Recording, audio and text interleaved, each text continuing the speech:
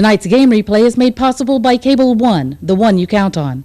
Bats, audio, video, and lighting, making it all come together, and KMKT, the voice of the Denison Yellow Jackets. Clint Wren ready for your Cable One kickoff, and he is going to pooch this one short, and it is going to be taken by Howard Jackson at the 25, up the middle, look out, 30, one man dragging him down at the 41-yard line. The man for the Bearcats that did it, Danny Jackson. So the Yellow Jackets again with great field position to start this game. Here's your new Dodge starting lineup for the Yellow Jackets. The starting tight end, Trent Maheda, Johnny Hoover, the left tackle, Shane Stone, the left guard, Brian Boswell, the center, Robbie Thomas, the right guard, and Vincent Rhodes, the right tackle. The wideouts, Brenton Nesbitt will be on one side, Ronnie Powell on the other side, Gabe Carter in the mix as well. Rob Crawley, the 5'10", 178 senior quarterback, and Brian Pritchard and Anthony Hines in the backfield. Crawley from the shotgun on first down and 10 from the 41.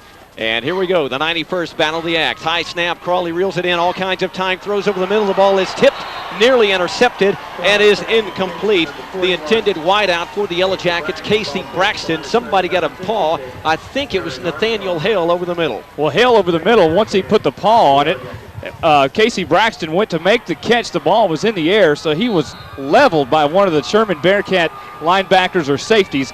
He had no chance to catch the ball. Jackets come second and 10 from the 41.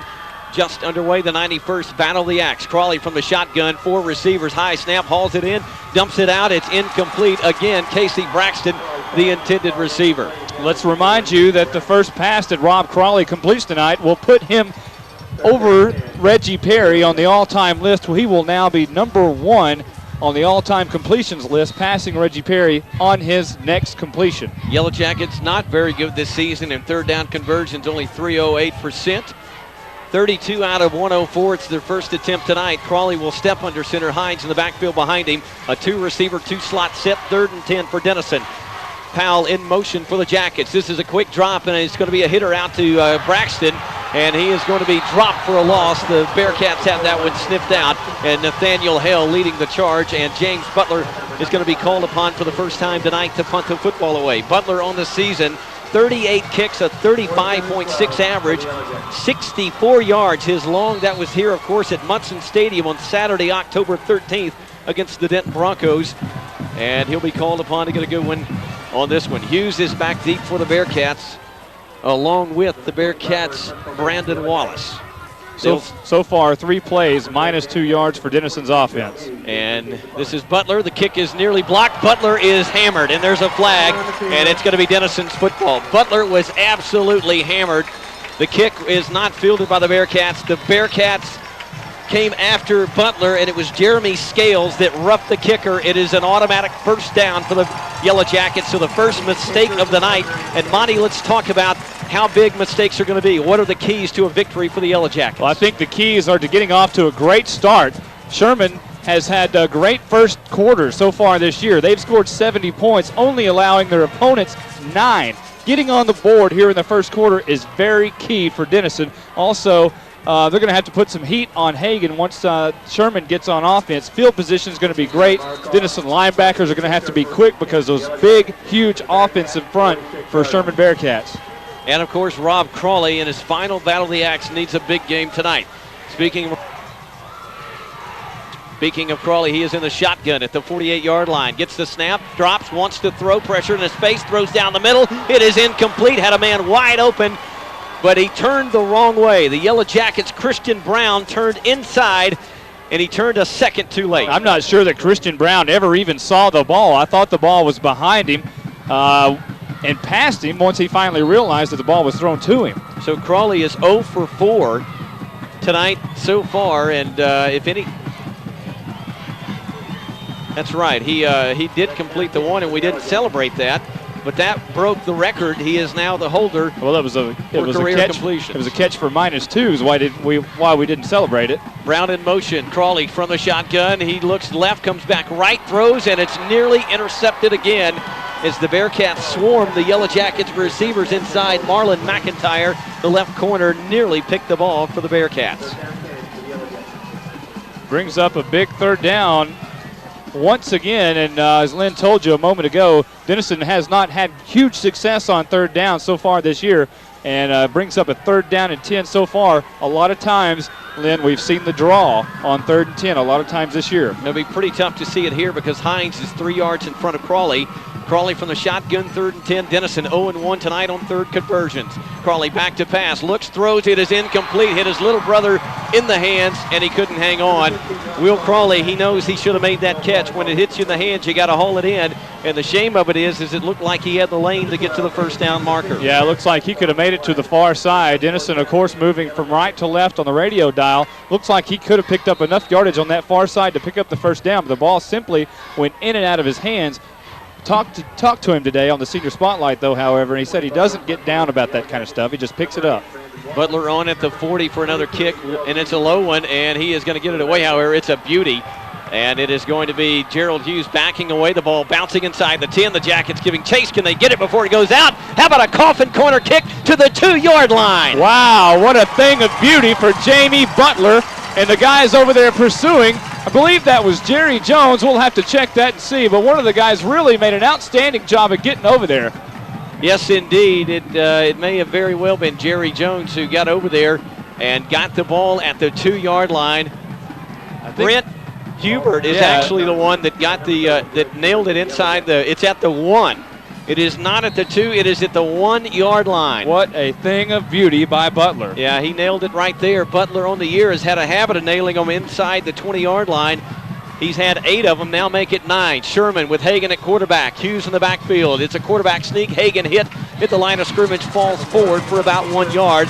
Ronnie Tipson, his new offensive coordinator, Matt Poe, and if you recognize that name, you should, because his dad was Ron Poe, the longtime coach for the McKinney Lions. And, of course, Sherman and Denison both have had plenty of matchups over the years with Ron Poe and the McKinney Lions. Randy Matthews, he left, went to Van Alstyne to become the head coach. Matt Poe, in his 7th year at Sherman, has stepped in and put a brand new offense on the field for the Bearcats. It is the true West Coast spread offense. It's a 4-receiver look. They use the spread to set up the run. Hughes in the backfield. He's going to get the handoff, running to the left side, plows ahead for maybe a yard, and Sherman faces 3rd down and long. We'll call it 3rd down and 8 after a pickup of 1, and the Bearcats looking for their initial 1st down of the night. No score, 9 minutes, 30 seconds to go in the 1st quarter. Lynn Burkhead, Monte Walker, and the rest of the crew with you tonight. Let's check down quickly with Jason Smith. Jason, a lot of electricity, a lot of jitters on the field right now. There really is lots of intensity, but our crowd has got to get into this ball game more. No doubt about it. Hagan from the shotgun, standing 2 yards deep in the end zone. Gets the snap, rolls near side, wants to throw. Pressure comes in his face. Now he's got room to run out to the 7-yard line. He's going to be tackled short of the 1st down yardage. The Yellow Jackets did a nice job to string it out. Casey Braxton on the stop. Casey Braxton absolutely beheaded Hagan on that play. Hagan was headed towards the 1st down. Braxton came out of nowhere and just took him out, beheaded him. Hagan stays on the field for the Bearcats. He is the punter, I believe, that will be in the ball game right now. Did not get no, the it is not going to be he is not going to be the punter. Excuse me, that is Justin Alleman. But Hagan is the up man. You better be real careful with Hagan in the ball game, and Sherman facing 4th and 2.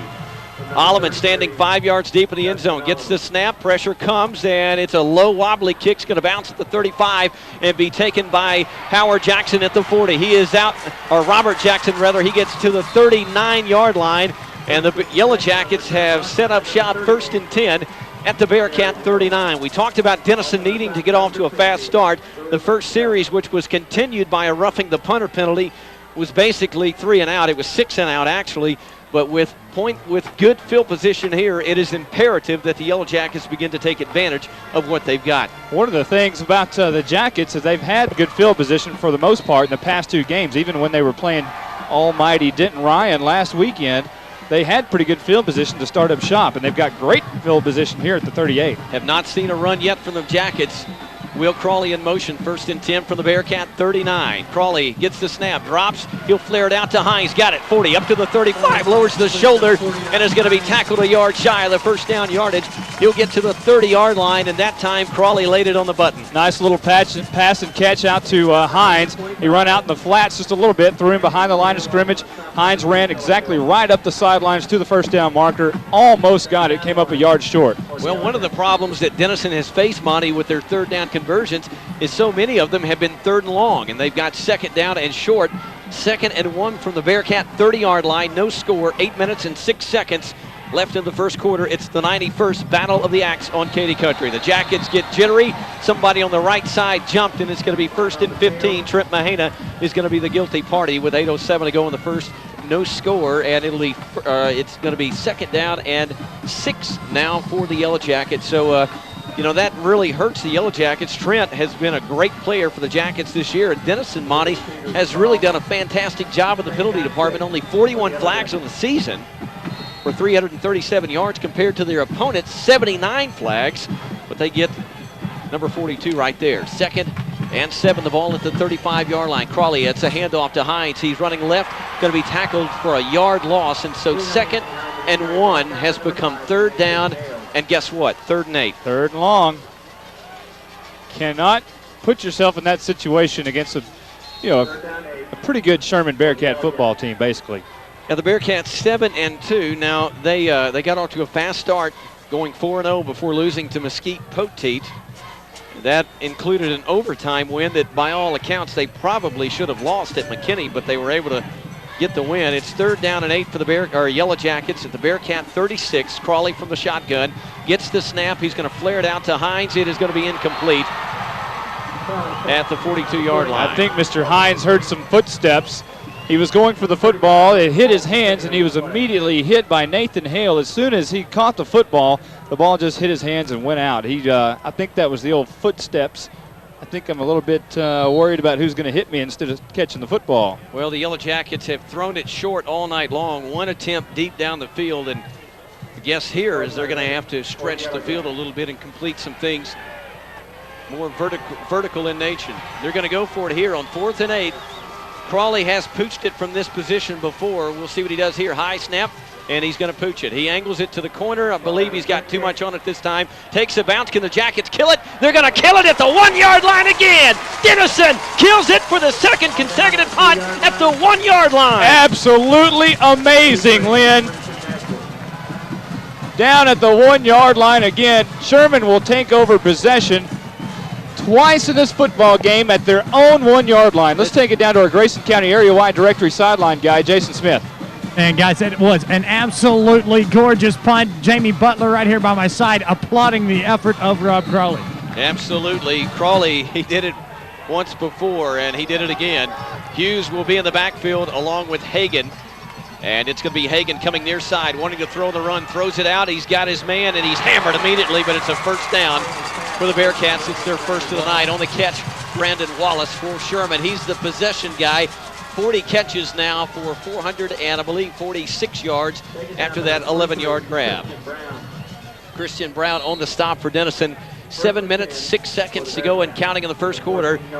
And the Bearcats' Patrick Hagan, he gets the Bearcats out of a deep hole at the 1-yard line.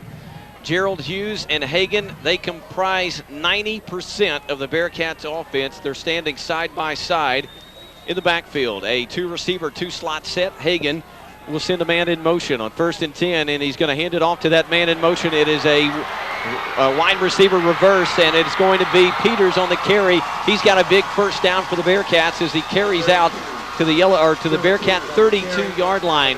Peters went in motion for Sherman. And when he got there, when he went in motion for Sherman, right as he crossed the line as where Hagan was, Hagan took the snap and handed it to him almost at the same moment. That was a very well executed play. Patrick Hagan and the Bearcats on the move after having it at the 1-yard line.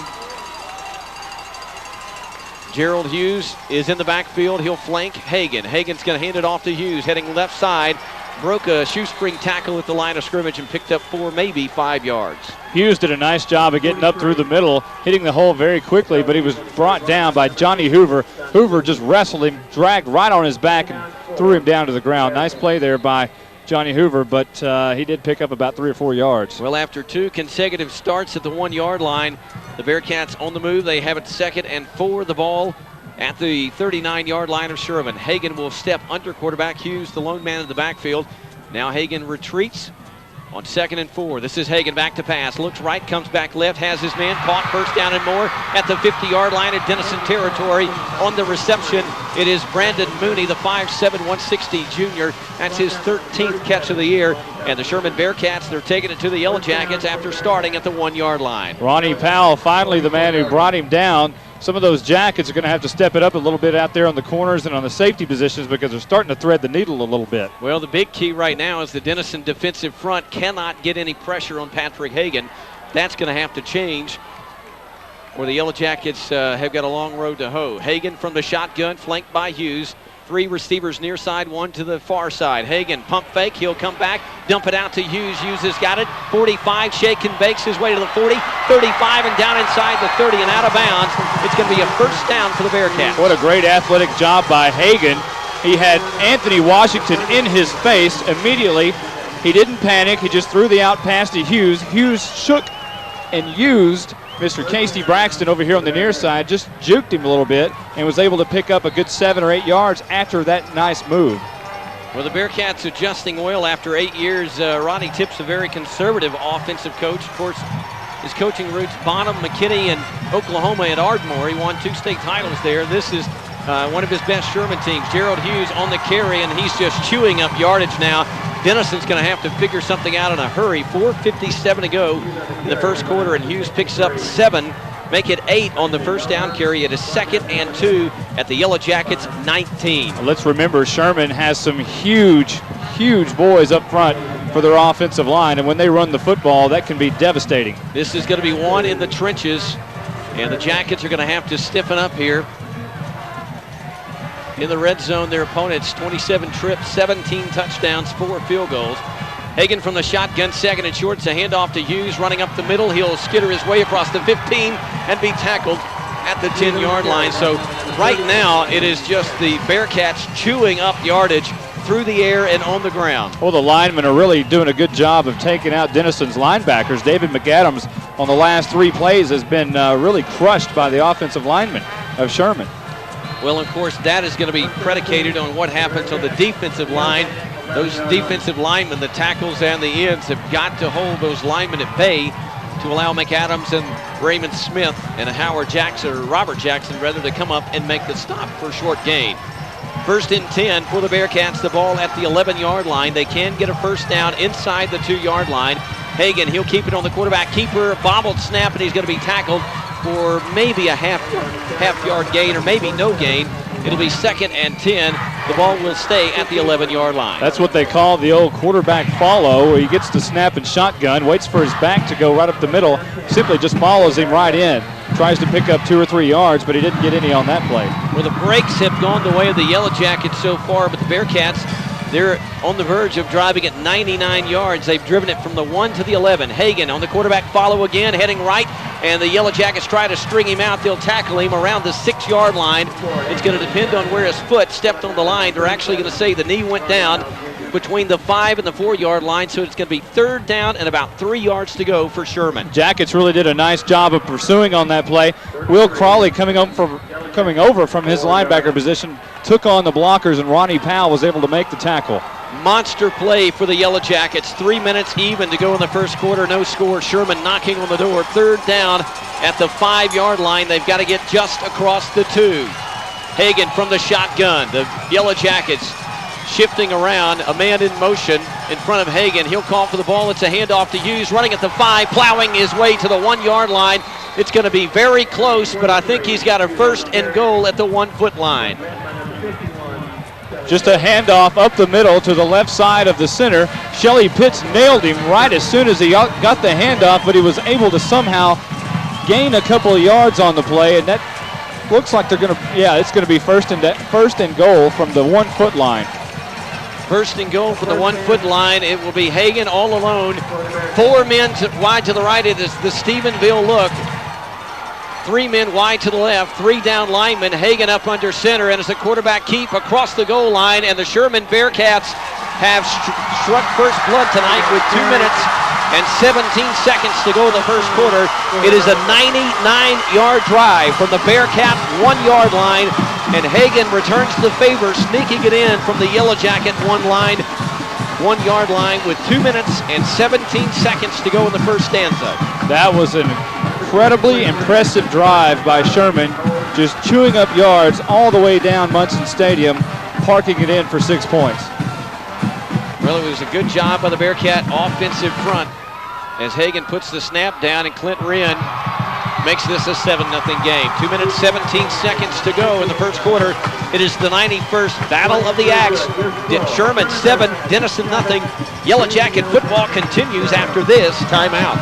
We're back at Munson Stadium. How about an American Bank of Texas drive recap? Monte? That one very impressive by Sherman. 11 plays, 99 yards. Took 4 minutes and 58 seconds off this first quarter clock. That 1-yard touchdown by Patrick Hagan brings our early score of 7-0. Sherman on top. 2:17 left to go the first quarter. Well, it's everybody in tight, and they jumped on it real quick, and the Yellow Jackets are going to pick it up at the 15-yard line. They've got a return man coming up to the 20, and that's where he's going to be tackled. For the Yellow Jackets, Trey Strickland on the return. It was difficult to explain. They were still in their huddle, and all of a sudden everybody turned around, and Clint Wren booted it down the field. Ronnie Tips is known for a lot of trick plays and gadget plays. I'll tell you this, Monte, the Bearcats have improved an awful lot. They were not a very good football team in the year 2000. Their offensive line was probably one of the weak points of their team, and it seems like that both of those things have turned around. That's their strength of their team right now, and they've got a pretty good football team, it looks like. Yeah, they sure do, and I tell you what, it may come down to Rob Crawley's arm, whether he can pull out this victory tonight. 1st and 10, Denison trailing 7-0, the 91st Battle of the Axe. Crawley standing in the shotgun. He is back to pass. He's going to throw it out, and he overthrew his intended receiver, or the intended receiver did not run the right route because it was thrown where there was no one there. Gabe Carter was running a route deep, and also coming up underneath was Brent Hubert. The ball was right between the two of them. Somebody probably didn't run the right route. Monte, you know, we talk about Crawley, the senior, needing to step up for a big game. That's been kind of a tradition for Denison. Yeah, it sure has. A lot of seniors have stepped up in this game. We'll get to that in just a moment. Crawley from the shotgun, 2nd down and 10. He'll be flanked by Anthony Hines. Denison down 7-0. Crawley calling for the football, and it's a high snap. He's going to hand it off to Hines coming near side. Nathaniel Hale misses the tackle. Hines spins his way, and then I think 10 of the 11 Bearcats on the field swarm to Hines and take him down. What a great job by Sherman's defense. Sherman really impressive so far, as they definitely have the size advantage. But I did think that the Yellow Jackets at least had the quickness advantage, but we're not seeing that so far. Well, the Bearcats are definitely playing with a lot of enthusiasm right now, and they should be. They're up 7-0. They've got the Jackets facing 3rd and 12 from their own 19-yard line. Crawley in the shotgun. He'll stand at the 14-yard line. Denison has not converted on 3rd down yet tonight. Crawley gets the snap, wants to throw, flings it out, and overthrows Gabe Carter. Actually, it went right through the paws of Gabe Carter. It was a little high, but he got his hands on it. You got to catch those footballs. And once again, Denison has gone 3 and out. I haven't seen so many drop footballs in quite a while here at Munson Stadium. Talking about these seniors stepping up, last year, Ronnie Ford rushes for 172 yards and a touchdown, and they win. On a pathetic field. And Chris Robertson in 97 rushes for 138 yards, 3 touchdowns, and they win. James Butler stands at the 6-yard line. He'll punt it for the Yellow Jackets. Here comes Sherman. They nearly get Butler. He is down, but the official doesn't call the flag. It's going to take a neutral hop at the 42, and now Sherman has excellent field position. So the Bearcats do touch Butler, but he does not get the roughing the punter flag, and quite honestly, it didn't happen. He was looking for it. We were talking about Chris Robertson. Some of those seniors really stepping it up in this Battle of the Axe. Reggie Hunt carried the load in 95 on the final drive. Denison won 16-7. In 91, senior Eric Brown totals 210 yards of rushing and passing. Denison won 28-7. In 86, remember this? Senior Curtis Madden rushes for 180 yards. Denison won 31-0. Some of these are big-time seniors stepping it up. I think tonight the big-time senior is going to have to be Rob Crawley. Yes, indeed, and it is going to be 1st and 10. Sherman from the 42. Hagan back to pass. Pressure coming, and he's going to get rid of the football. Launches it down the middle of the field. He can't get hooked up with his intended receiver. Running the deep route was Jared Hill. the 5'7", 160 sophomore. He was the intended receiver, but good coverage by the Jackets, and that's one of the few times tonight that Hagan has missed the mark. Yeah, that was great coverage downfield by Robert Jackson and Anthony Hines, both of them running side by side with the Sherman receivers. Hagan actually threw the ball up, and that ball could have been picked off if the guys would have been in the right place. Hagan on 2nd and 10, the ball at the Denison 42. Sherman up 7-0. Less than a minute to go in the first quarter of play. Hughes flanking Hagan. He'll get the handoff. Comes near side. The Yellow Jackets do a great job of sniffing it out, and they're going to stop him for no gain. Great job. There's the quickness we were talking about from the Denison Yellow Jackets. The only thing... 41 of Denison. Sherman up 7-0. 30 seconds to go in the opening stanza of the 91st Battle of the Axe. Hagan, 3 receivers to the far side, 1 near side. Sherman heading left to right on your radio dial. A man comes in motion on 3rd and long. Hagan back to pass. He's going to throw it downfield, and it's going to be incomplete. The Jackets with a great defensive play over there on the corner for Denison to make the stop was Christian Brown. Yeah, he made a great defensive play, but also here goes the trick ball for the Sherman Bearcats as Brandon Wallace, this 5'6", 140 senior wide receiver, had the ball hit him in the number 8 that he wears and bounce out. Well, Brown did get a hand around him, and one way or the other, it is incomplete, and the Bearcats misfire after getting it in great field position. Alleman on to punt the football away. The Jackets will send Brown and Jackson deep, and Alleman is going to hit a wobbly kick. He is not a very good punter. He's going to nail it, though, around the 10-yard line. Let's see where it went out of bounds. They'll say the 8. No, they're walking it up. You're going to walk it up, and it's going out at the 13-yard line. So it's 6 seconds to go in the first quarter. Denison now is the one deep in a hole. Sherman started 2 consecutive possessions at their own 1-yard line. The second time they take it 99 in 11 plays before Hagan gets the 1-yard touchdown sneak to take a 7-0 lead for the Bearcats. Now Denison starts with its worst field position of the night, 1st and 10 from the 13-yard line. Crawley from the shotgun, Hines flanking him, the 2 slot 2 receiver set for Denison. The ball at the 13, 7-0 Sherman lead, the final play of the first quarter. Crawley back to pass, looks to the far side, comes near side to Gabe Carter. He's got it, and he is going to pick up the Yellow Jackets' first down of the night, I believe. It's going to be close and depend on the spot. The clock has expired. Let's see if it's a first down. It's not going to be a first down, and the quarter has come to a conclusion, and we are through 1 period, and Sherman has won that period 7-0 on the strength of an 11-play, nearly 5-minute, 99-yard drive. Patrick Hagan, the only points. Back in a moment with more Denison High School football.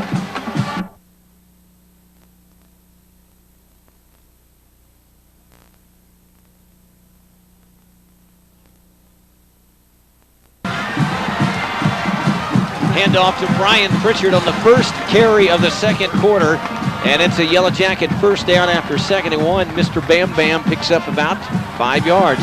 Let's check down on the sideline. Jason Smith, our Grayson County area-wide man, an injury update for the Yellow Jackets. Well, guys, number 35 just went off to the locker room with Dr. Saunders, and Howard Jackson just went in there, and no report from the training staff here as to the nature of that injury. Crawley from the shotgun. He'll throw it complete to Casey Braxton, but he threw it low, and Braxton had to go to the knee, and it's going to be a no gainer. So Crawley has completed several passes tonight to take the career completion mark away from Reggie Perry.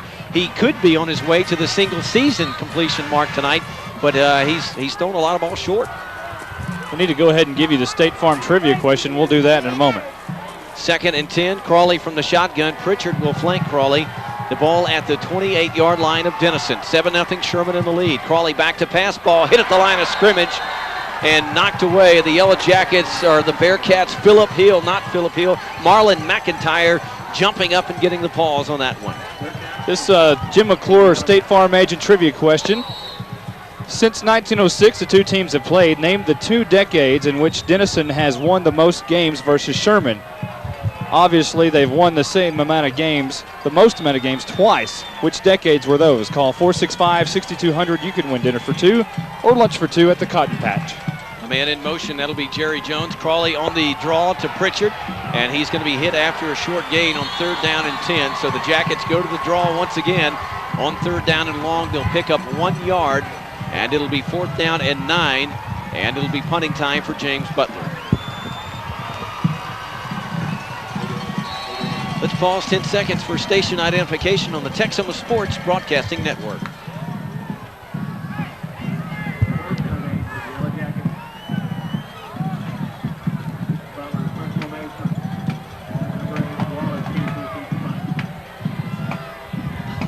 Butler will punt the ball away, and he is going to be roughed again. There's the flag. He was hammered again.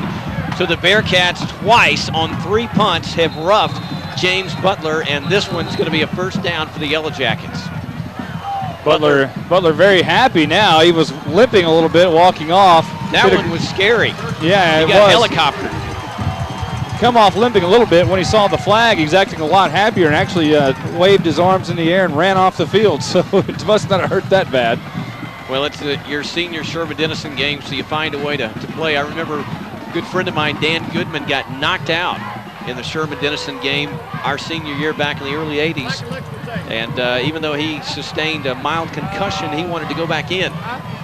You play with pain in this game. 1st and 10 Denison at their own 43.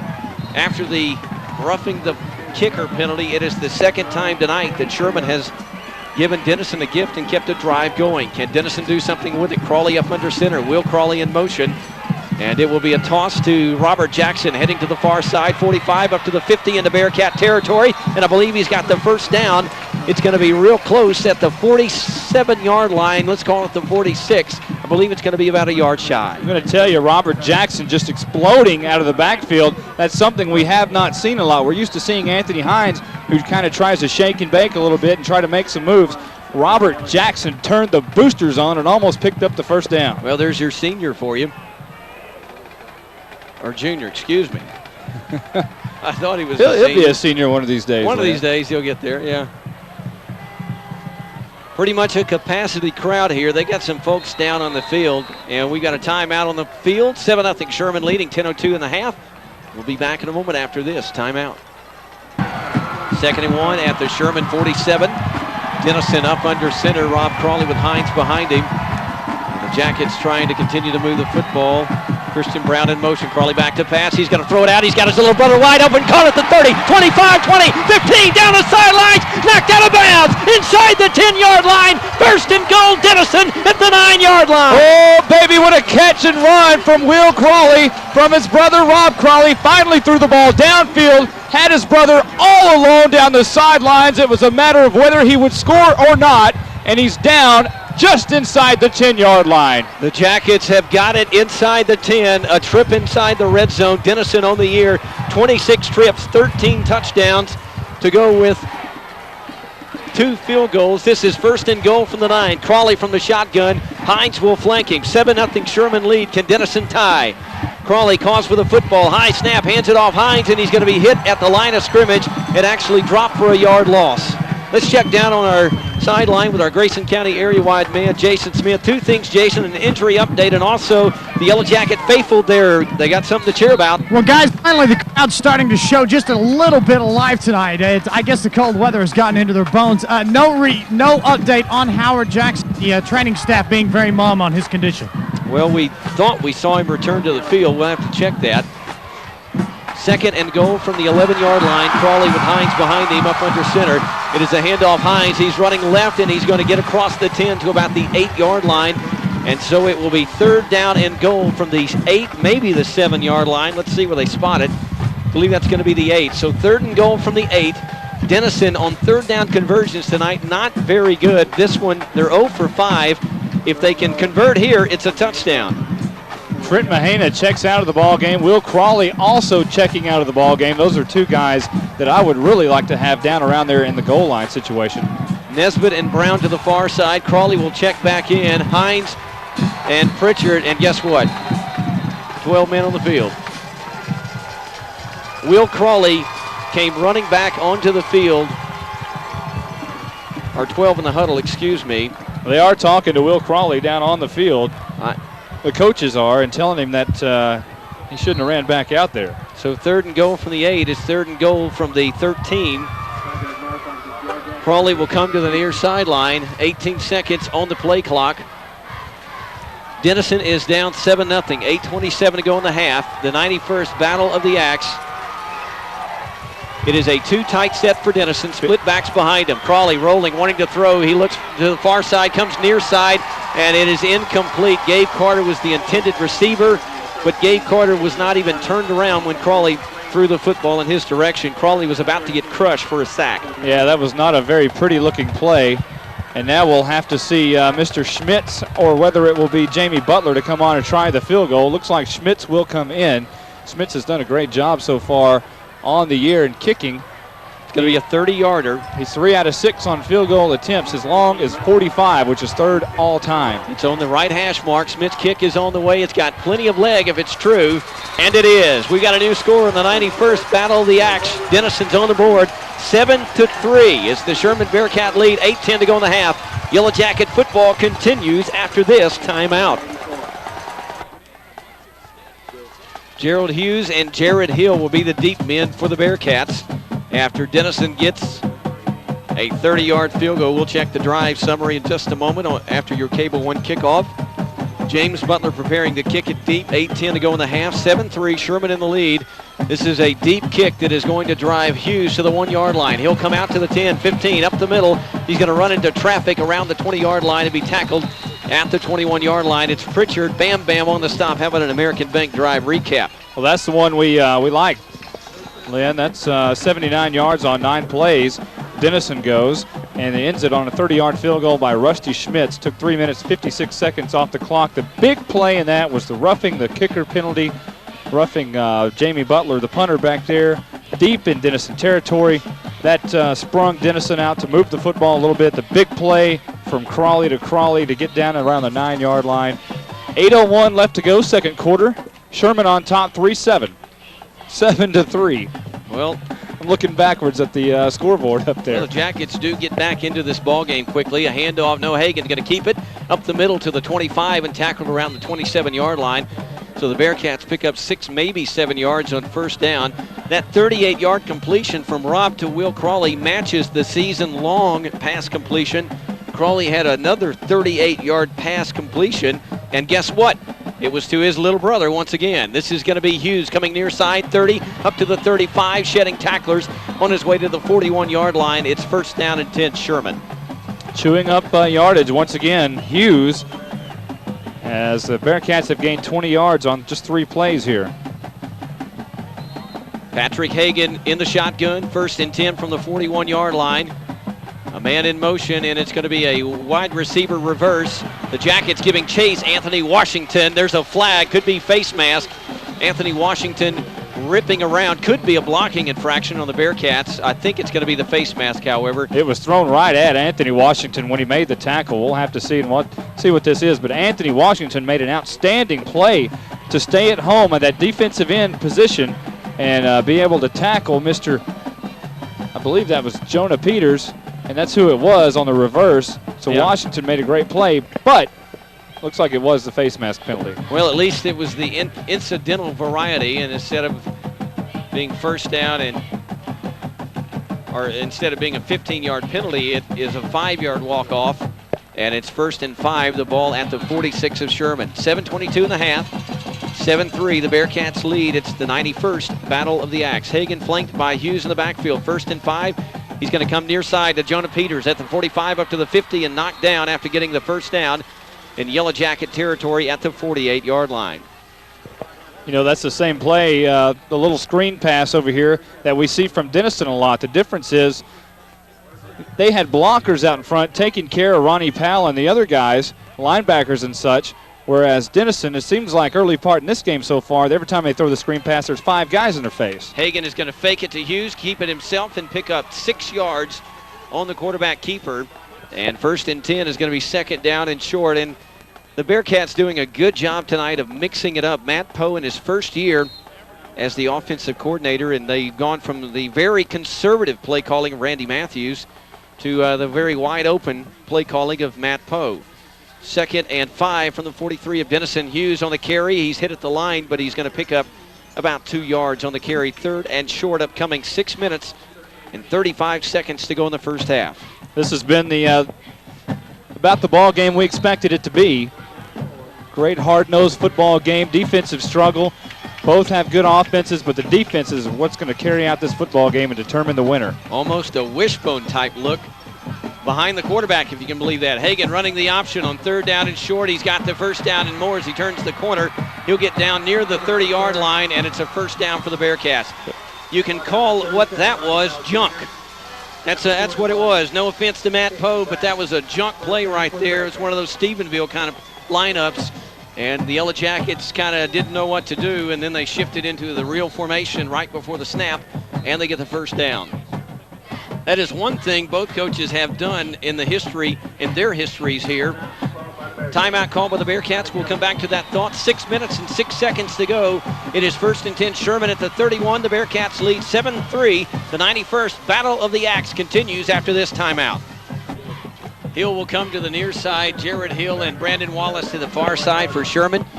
1st and 10 from the Yellow Jacket 31. 7-3 Sherman lead. Gerald Hughes coming to the left side. Gaping hole. Closes quickly, but he's going to pick up yardage down to around the 25-yard line. And that is going to be about 7 yards on the carry. And the Yellow Jackets have had the answer for the Bearcats a few times defensively, but the Bearcats embarking on another lengthy drive. Well, that's another play there where Robert Jackson was there to make the stop. Hit him hard, but didn't wrap up. And he kept going, and he actually got another yard or so out of that. Hagan is going to fake it to Hughes, throw it out in the flats. It's caught, complete. Shake and bake, but there is a flag down. It's going to be an illegal pick, I believe. The receiver is going down to the 11-yard line. The reception made by Brandon Wallace, I believe, but I believe it's all coming back. Anytime you see a flag laying down in the backfield of the Sherman or the offensive side, it's always normally a blocking infraction, and we'll check and see and make sure. And they're going to wave this off. They're going to wave off the flag and say nothing illegal happened. Well, Ronnie Tips pleading his case like a good defense attorney, and he got the judge to listen that time. And so the penalty marker is waved off. It is 1st and 10 from the Denison 12-yard line. 5:26 and counting in the first half. 7-3. Sherman leading Denison. The Bearcats, Patrick Hagan and Gerald Hughes. They're a two-man offense, and they're doing it right now. Hagan's going to flare it out to Hughes. He's got it at the 15, turns it up. There's a flag. And Hughes is into the end zone for a touchdown. Or they're going to mark him out at the 1, but there's a penalty marker laying at the 11, and we'll see if the judge lets the Bearcats off this time. Here we go. Same type of deal. The flag is thrown towards the backfield, kind of near the sideline. And this time, the defense attorney tactics don't work, and the Bearcats are going to be penalized. And so instead of 1st and goal from the 1-yard line for the Bearcats, it's going to be backing in the wrong direction. That's a big penalty on Sherman. That's going to put them out a little bit further, make it a little bit more difficult to score right here before the half. 4:59 left to go before the half. Sherman on top 7-3 in a barn burner at Munson Stadium. It's going to be 1st and 20 from the 21-yard line. Hagan looking to the far sideline to get the signal. 18 seconds left on the play clock. Hagan checks the wristband. Hughes flanking him. 2 slot, 2 receiver set. 7-3 Sherman leading. 4:59 to go in the first half of play. A man in motion. This is going to be a handoff. Hughes heading right, and he is going to be tackled after about a 6-yard gain to about the 14-yard line. Clock will continue to move. It will be 2nd down and 13, 4:48 and counting in the first half. That time on that play, they put back in motion Peters again, the wide receiver, ran him across like they were going to run that reverse like they have twice already, but they faked it to him and gave it to Hughes right up the middle, who got pretty good yardage. 2nd down and a long 12. The ball at the 14. There can be a first down inside the 2-yard line. Hagan checking at the line. He calls for the football. Back to pass. He's going to shuffle pass it in. Gerald Hughes. He is going to skitter his way to the 5-yard line, and he's into the end zone, and the Bearcats have a touchdown. Gerald Hughes with some nifty running, shaking and baking and running all over the right side of the field. Roddy Tips abandoned his lifelong football philosophy and went in favor of Matt Poe's new wave philosophy, which is all the vogue right now in high school football, and right now it's paying off in spades for the Bearcats. 13-3 is the Sherman lead. 4 minutes and 16 seconds to go. Clint Wren, Mr. Automatic for the Bearcats. He's on for the PAT. Hagan gets the snap down, and Clint Wren's kick is true. 4:16 to go in the first half. Our new score, Sherman 14, the Yellow Jackets 3. Back in a moment with more coverage of the 91st Battle of the Axe after this timeout. We're back at Munson Stadium. The home crowd somewhat subdued. The visiting crowd very elated. Sherman has gone on another lengthy march. They lead the 91st Battle of the Axe 14-3 over the Yellow Jackets. Clint Wren for your Cable One kickoff. The Jackets have shifted to a little different look. They've got two men back deep, Jackson and Hines, and Wren is going to bang it deep, and it's going to be Robert Jackson watching it sail over his head out of the back of the end zone, and Denison starts 4:11 to go in the half at the 20-yard line. An American Bank drive recap. Monte? Yeah, this one's 79 yards on 12 plays. Sherman looked really tough. It was capped off by Gerald Hughes, 14-yard touchdown pass from Patrick Hagan. We called Jerry Hagan's name a couple of times back in the old days, didn't we? Took 3:54 off the clock. Brings our score 14-3. Sherman on top in a barn burner here at Munson Stadium, and a beautiful, beautiful football night. The Battle of the Axe. It is 14-3. Sherman leading. 4:11 to go. First and 10. Denison from the 20. Crawley in the shotgun. A man in motion. Pritchard will flank him, and Crawley's going to hand it off to Crawley's going to keep it on the quarterback keeper up to the 23-yard line. So a 3-yard gain by Rob Crawley in his final Battle of the Axe game. An 11-point lead by the Bearcats right now. 3:54 and counting in the first half of play.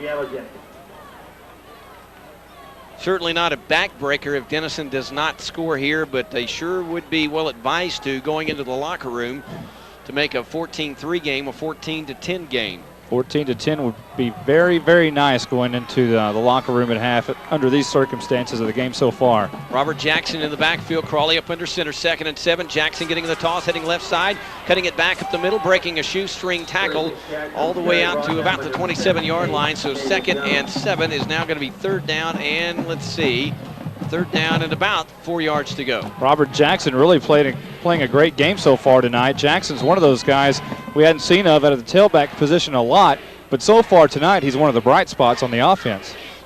And it's good to see Howard Jackson check back into the football game as well. Yes, indeed it is.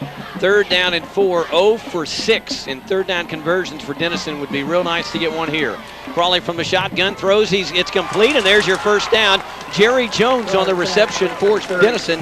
Actually, it's Brent Hubert on the reception, and it's a 1st down for the Yellow Jackets. Let's check down with our Grayson County area-wide directory man, Jason Smith. Jason, what you got for us? Guys, there's not a whole lot down here. The sidelines trying to admonish their team to get into the game and trying to get the crowd behind them. Sherman crowd showing up the Denison crowd, unfortunately, at this point.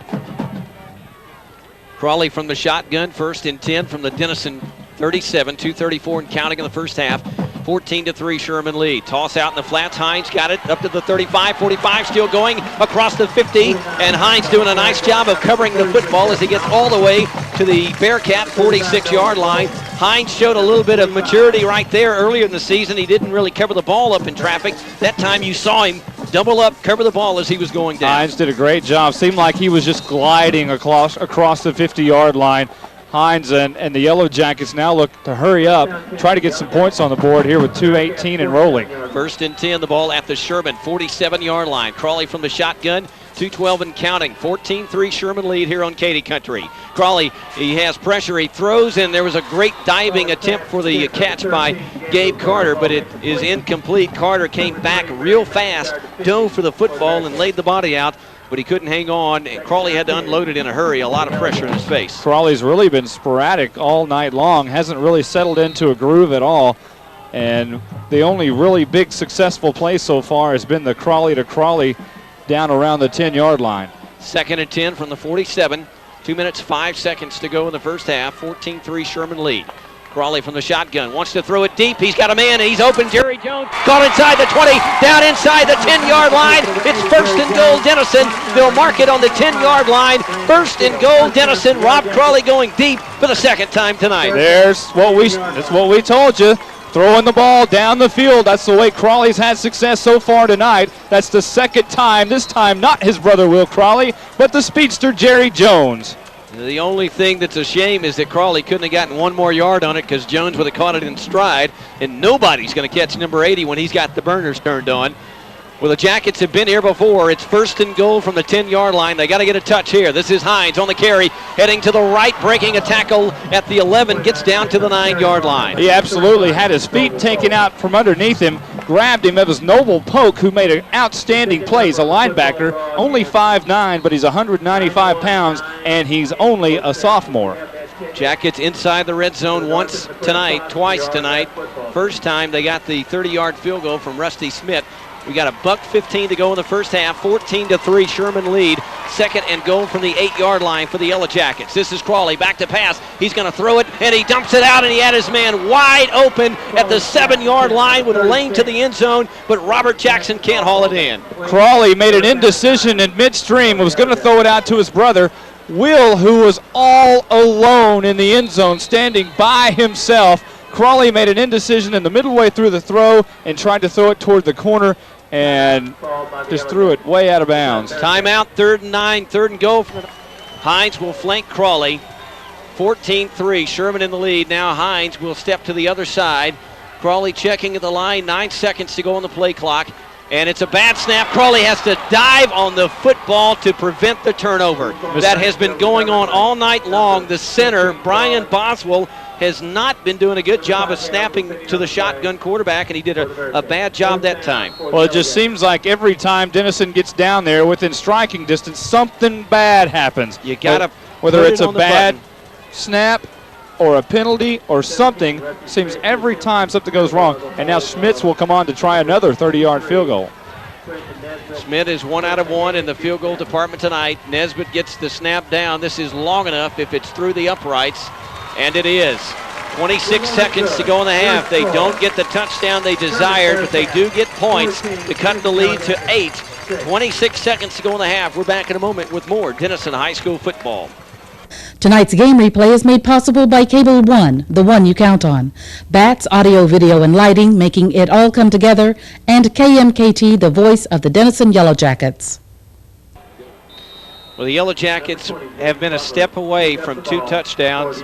One, a 38-yard pass completion to Will Crawley. The other, a big pass play to Jerry Jones. But the Sherman defense hauls them in, and the Jackets have to settle for 2 field goals. Butler's going to pooch it down the field. The ball is a free ball, and the Bearcats are going to fall on it at the 25-yard line as the ball went up the front side of Brandon Wallace and down the back side and was laying there for the grabbing. Yeah, it was a great heads-up play by Jeremy Scales, who finally saw his teammate, Kendrick Anderson, looking around, couldn't find the football, so Scales jumped on it, downed it, fell to a knee, and they'll take over at the 25. You know, Lynn talking about not being able to score down there. Some say that's what differs the good teams from the great teams. It's the ones that can get down there and then finally put it in the end zone. Well, the Jackets have got to figure a way to get it across the goal line. Hagan is going to hand it off to Hughes. He's going to run his way up to the 25, still going to the 30, still going at the 40, and he's going to drag a couple of tacklers to the 43-yard line. And that may be the final play of the half. Hagan hurrying to the line of scrimmage, however. They'll stop the clock just to set the chains. 17 seconds and counting now. Hagan from the shotgun. And he's going to have to wait for everybody to get set. There they go. And now he's back to pass. He wants to come near side to Hughes. Now he's going to throw it out. He's got a man. It is going to be caught and knocked out of bounds with 5 seconds to go at the 36-yard line. Now Clint Wren is one of Sherman's great, in a line of great field goal kickers. They're going to have to probably try it on this play if they're going to try a field goal. They're going to call a timeout. 5 seconds left to go before half. This could be they're not going to try the field goal. They're going to go for it. It would be a 52-yarder. They are going to bring 3 guys to the near side. They might try for that real quick slant to the sidelines and hope they beat the clock operator. Hagan from the shotgun on 1st and 10, or they might just chunk it deep to the end zone. It's going to be a bobbled snap. The ball was snapped as Hagan was looking to the sidelines, and that's the final play of the first half. What a botched play. We talked about Denison Center being off the mark. Somehow, and I don't know how, you'll hear the Denison crowd now, Mr. Jason Smith, as they're going to give Sherman a timeout with 1 second left. I don't know how in the world this happens, but you will hear the Denison crowd pretty soon. You know, the way the ball was snapped, I almost thought that it was a trick play where they were trying to get Denison keying on Hagan looking to the sidelines, and it looked like to me the center tried to snap it to Hughes. Let's check down with our Grayson County Area-Wide Directory sideline reporter Jason Smith. Jason, did you get a good look at that one? Guys, that is exactly what I thought was happening, was a direct snap to the running back. And standing here with it looked like to me, Jason, that Hagan was trying to really put it on. I'm looking to the sidelines. Exactly right. And then as I looked to the scoreboard, for Sherman's credit, I did see 1 second on there. There's not even a second on the clock. One play. Hagan back to pass. He's got all kinds of time. Launches the bomb downfield, and the Jackets knock it away. Great no play. Flags, great play, and the half has come to a conclusion. 14-6 in the 91st Battle of the Axe. The Bearcats have the lead as these two teams head to intermission. We're back in a moment with more Denison High School football. James Butler is going to begin the second half of play. A squib kick bounces at the 20. Going to hit Hughes at the 11-yard line. He's coming up the field, jitterbugging his way down the field across the 20 and the 25 out to the 28-yard line. That's where the Bearcats start, 1st and 10 from their own 28-yard line. So reasonably good field position. Your New Dodge starting lineup for Denison defensively. It'll be Johnny Hoover, Shelly Pitts, Vincent Rhodes, and Anthony Washington up front. Christian Brown and Ronnie Powell the corners. The linebackers, David McAdams, Raymond Smith, Howard Jackson, and Will Crawley. And back deep will be Robert Jackson. For Sherman, it'll be up front Ryan Kenya, John Mass, Josh Alleman, Devon McKinney, and Trey Walker, the tight end, Charlie Johnson, Patrick Hagan, the quarterback, Gerald Hughes, the fullback, Brandon Wallace, Jared Hill, and Brandon Mooney will be the wideout. Here's your key to the second half, this drive right here. Hagan hands it off to Gerald Hughes. He's running left. He's got room to run. He's collared from behind and tackled, but not until a 6-yard gain. Late flag, and I'm afraid that's going against the Yellow Jackets. I couldn't see. It's on the far side of the field, so I wasn't able to see what the infraction was. But we'll check it out momentarily. Face mask, the indication against the Bearcat or Yellow Jackets. And let's see if it's going to be the incidental 5-yard variety, and it will be. That's enough to move the stick, so it will now be first down for Sherman, as this is the most important drive so far to the Yellow Jackets right now, because they're going to have to turn them away at some point on this drive without Sherman getting on the scoreboard. Well, you might be able to give up 3 and survive, but 7 would be real tough to come back from in a game with this kind of emotion. Hagan with Hughes behind him, 4 receiver set. Now he'll back out from under center. 1st and 10. He's going to hand it off to Hughes, running up the middle, and he's tackled for a short gain. There's a nice stop for the Yellow Jackets. Let's see, coming off the bottom of the pile is Shelly Pitts, and he'll combine with David McAdams for the stop. McAdams was leading the team in tackles coming in with 90, 54 of those unassisted. It'll be 2nd down and 8 after the 2-yard pickup. 10:55 and counting in the 3rd. 14-6, Sherman in the lead over Denison. It is the 91st Battle of the Axe. Patrick Hagan flanked by Hughes, 4 receiver set. Hagan coming to the near side. Pressure comes from Denison, and there's a missed tackle. The Yellow Jackets. David McAdams is the guy who was there to make the play. Patrick Hagan just sidestepped him, cut it inside just a bit, and was able to pick up another 6 yards. That's going to be close to the first down. It's going to bring a third down and about a yard right at the midfield stripe. Yeah, McAdams had Hagan, 8 yards from the first down. Now it's 3rd and about 1. Hagan gets the snap, rolls to the near side, has the first down and more, still going to the 40-yard line of Denison before he's dropped to the turf. It's going to be about an 11-yard gain as he gets to the 39. And I'm going to tell you, Sherman doesn't run your natural conventional huddle. What they do is they line up in their formation. Hagan barks over there at the coach. Coach barks the play. They look at the wristband. He calls it loud. Then they line up and go on the football. So it's not actually where the players get in a huddle and break out.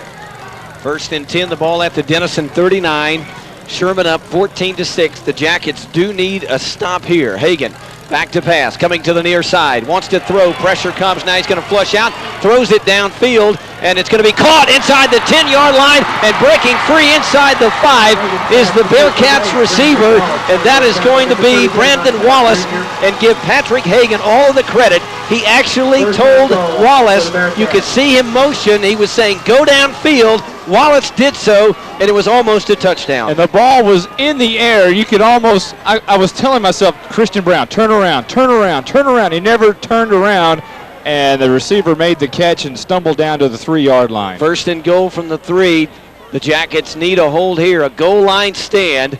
Hagan has been the difference in this ball game thus far tonight, and he was right then. Hagan on the quarterback keeper to the goal line. He is in the end zone. And Monte, if the key to the game was Denison stopping Sherman on the first series, it didn't happen, and that's not good news for the Yellow Jacket faithful. That's not good news at all, as the PAT will put this game at a 21-6 lopsided edge for Sherman now, and we're just now into the early stages of the second half with 9:18 left to go in the third quarter, awaiting the PAT on that 3-yard touchdown by Hagan. Hagan to hold, Clint Wren for the PAT. He's been Mr. Automatic most of the year, and it looks like he is once again. He is. New score in the field, 9:18 to go in the third. The Sherman Bearcats, they come out and they put it in the end zone. It's 21-6, Sherman in the lead. The 91st Battle of the Axe continues after this timeout. We're back at Mutson Stadium. It will be back for the Jackets. Robert Jackson, the Bearcats in that huddle again, and Clint Wren, is he going to send them out? Yep, he's going to spread them wide. We'll give you your American Bank Drive recap just after the Cable One kickoff. Clint Wren preparing to boot it deep. Now the Jackets will send back 4 or 3 men deep, and this is a boomer of a kick. It will bounce at the 2 and go out of the back of the end zone. So Clint Wren puts it out of the back of the end zone. 1st and 10 Denison. From the 20 at Monte, another Sherman American Bank Drive recap. Yeah, this one was capped off by a 3-yard touchdown by Patrick Hagan a moment ago. It was a 6-play, 72-yard drive. Took 2 minutes, 10 seconds off the clock. Sherman now on top, 21-6, and it's going to be tough for Denison to fight back into this one. 9:13 left to go in the third quarter. Denison now has the ball at the 20-yard line. Crawley will be the quarterback for the Yellow Jackets. 1st and 10 from the 20. We'll give you your new Dodge starting lineup momentarily. They've got the spread Stephenville look, kind of a different play. Crawley back to pass. He is going to be, now he's going to tuck it up and run. 20, 25, 30, up to the 35, 40, still going 50, to the 45, and down at the 39-yard line of the Sherman Bearcats. We said if anybody's going to have to step it up in this football game, it's going to be the senior Rob Crawley, and he does right there. Makes a good decision, found that nobody was open, took the big seam down the middle of the field and had great yardage, crosses midfield stripe, now into Sherman Bearcat territory. And like we said, if anybody's going to get it going, it's got to be your senior leader on offense, Rob Crawley. Well, they've got the Stephenville look again. 3 down linemen. Pritchard will flank Crawley. 1st and 10 from the Sherman 39. Can Denison answer right back? Crawley from the shotgun. Now he's going to shuffle pass it to Pritchard, and he's going to rumble up field for about 3 yards. He was caught immediately. He just kind of pulled everybody forward for 2 or 3. I'm surprised that play even gained yardage just because of the pure strength of Bam Bam Pritchard. I thought the ball could have even been intercepted. It was a little shovel pass towards the line of scrimmage, and I'm going to tell you what, it gets dangerous when you start doing stuff like that around the line of scrimmage with those big old boys from Sherman. Now the conventional look for the Yellow Jackets. 2nd down and 9. The ball at the 43-yard line. Excuse me, I'd called it the 38. It was actually the 44 where they started. Crawley from the shotgun on 2nd and long. Has time. Pumps. Now he's going to come back to the near side, and it's dropped. Another drop. Howard Jackson. Another drop. I don't know how many that is. I'm going to say at least 6. 3 or 4 or 5. Maybe, yeah, possibly even 6. Hit him in the hands, and he was going to have a lane to the 1st down marker on the near sideline, and he didn't hold on to it. It's execution, Lynn. A moment ago, when Patrick Hagan cut it upfield, it was a missed tackle by David McAdams that sprung out the rest of that drive, and now it's a drop pass on the offense. 1 for 8 in 3rd down conversions. This is 3rd and 9 from the 44 of Sherman.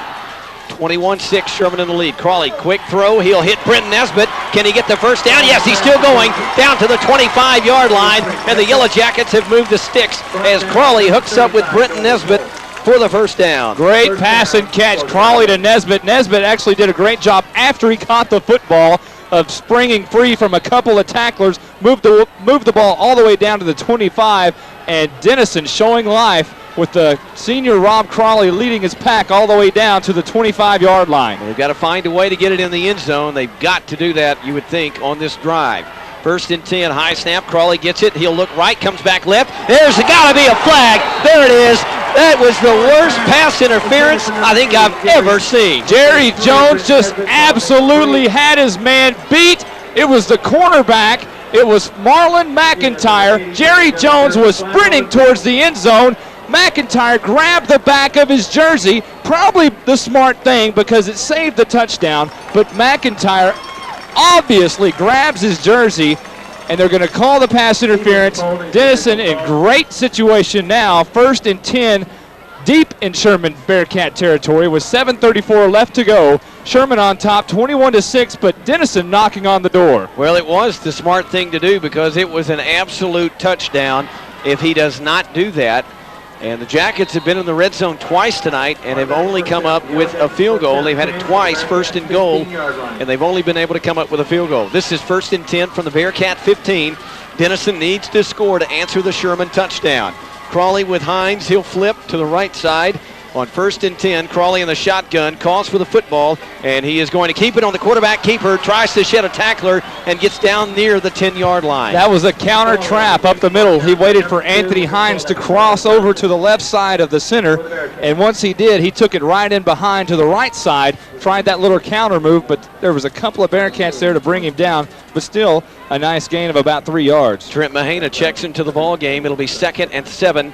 The ball is at the 12. Mahina is real key down here around the goal line. Crawley, a tight look to the right. Hines behind him. This is a handoff. Hines hit at the line of scrimmage, and he will get back maybe. Nope, he's going to lose a yard, and it's going to bring up 3rd down and long. He'll lose a yard. It'll be 3rd and 8 with 6:50 to go in the 3rd quarter. Here we go again with the red zone problems. That's what separates your great teams with your good teams, is whether you can capitalize and put it in the end zone once you get inside the 20. Yep. Denison so far tonight has not been able to get any touchdowns when they've been inside there 3 times. 3 field goals would not cut it, and I think the Jackets know that. They're going to call the timeout. 3rd down and long, 6:32 left in the 3rd. It's a 21-6 Sherman lead, but the Jackets threatening back in a moment with more Denison High School football.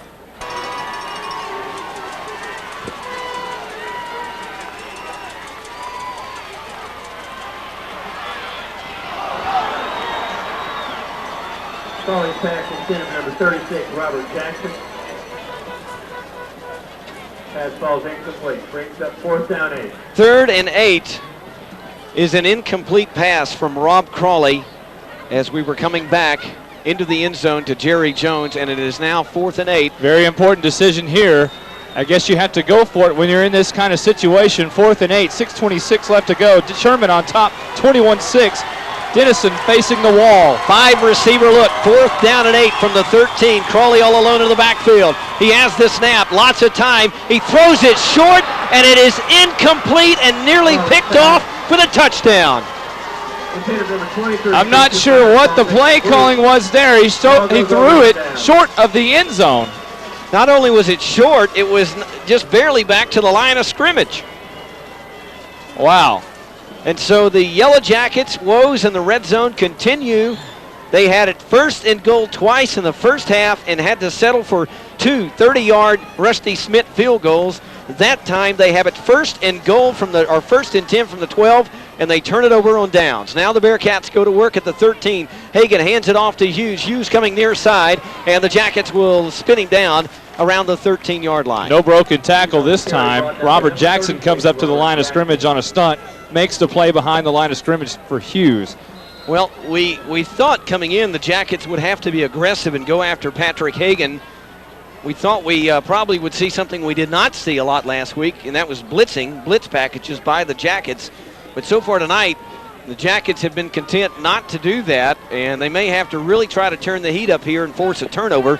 5:48 to go in the 3rd quarter. Denison misfires inside the 20, and it's a 21-6 Sherman lead. That ball is batted at the line of scrimmage. Johnny Hoover got the big mid up there in his final Battle of the Axe game and knocked Hagan's pass down. And it is 3rd and 9 from the Bearcat 14. As as important as Rob Crawley is to the offense, it's senior Johnny Hoover on defense, who is the catalyst over there for that defensive line. He is the man who has to step it up on that side of the football. Hagan will be flanked by Hughes. 3 receivers to the near side, 1 to the far side. 3rd and 9 for the Bearcat 14. The Cats lead 21-6 over Denison. Hagan back to pass, has all kinds of time, throws it out. It's going to be caught, and then a broken tackle and a first down. The Jackets had the Bearcats stopped without the first down, and their second leading tackler, Robert Jackson, could not make the tackle. I believe that was the cornerback, Ronnie Powell over there. Ronnie, he had good coverage, but once the receiver made the catch, put a little move on him, ducked his head, and broke the tackle. And that's something you cannot do, is have missed tackles in a game this big.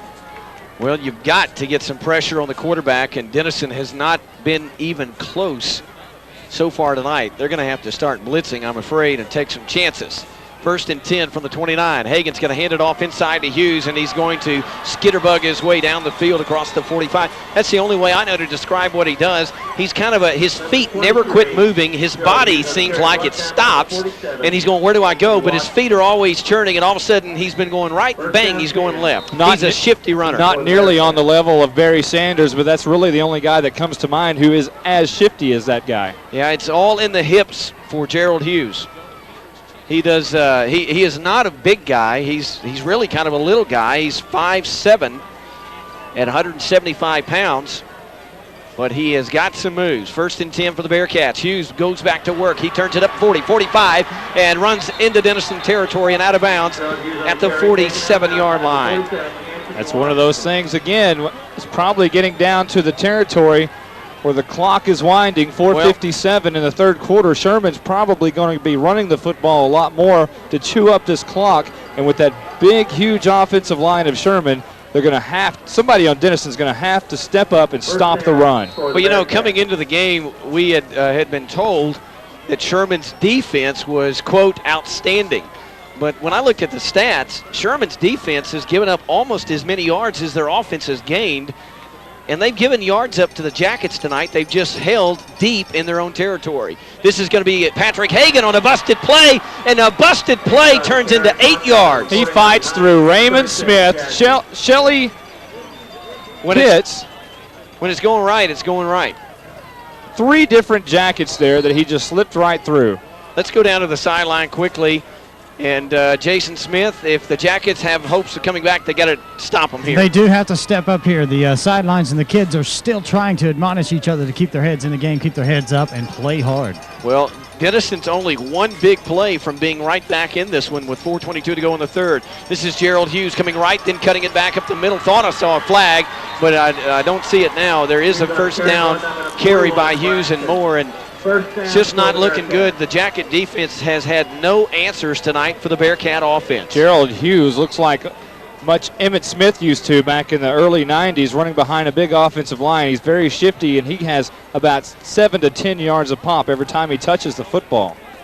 Well, again, the whole key to this, there's 2 keys. Denison has to stop Hughes, and they got to put the helmet on the chin strap of Hagan. You got to rattle his cage, and they haven't done that. Hughes running up the middle, big hole. He's still going across the 20 to the 18. Robert Jackson finally drags him down. Actually, that's Raymond Smith getting off. Raymond Smith making the tackle, but there's another big chunk of about 8 yards. They keep moving the sticks. Well, you talked about a senior for Denison having to step up right now. In the 3rd quarter, it is the senior Gerald Hughes who's doing the stepping up for the Sherman Bearcats. 3:37 and counting in the 3rd quarter. Sherman up 21-6, and they're looking for more here. Hagan from the shotgun. Receivers either side. It's a play action. Hagan back to pass. Lots of time. Comes near side. Got his man. It's caught. He's still going at the 10 to the 5, and he's in the end zone. Howard Jackson missed the tackle on that one. Well, that one hurts big time right there because Jonah Peters was hit around the 15-yard line, nearly knocked to the turf. He somehow maintained his balance, squirted between 2 Denison defenders, and he found his way into the end zone. And suddenly, we nearly get nailed by the cheerleaders. They're throwing the footballs up here, and one hit the window right in front of me. And Clint Wren's on for the PAT, and did he miss it? No, he limped it through on the left side. 3:19 to go. The Bearcats, they take advantage of the Jackets' failure to score a few moments ago. 28-6. We're back for the 91st Battle of the Axe after this timeout. Well, the Yellow Jackets are on the short end of things. 28-6 in the 91st Battle of the Axe. As we get ready for the Cable One kickoff from Clint Wren.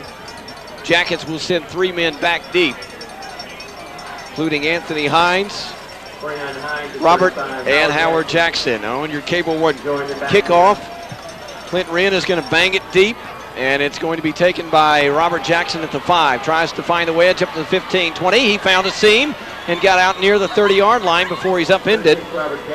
Howard Jackson, a good return that time for the Yellow Jackets, or was that Robert? I believe it was Howard.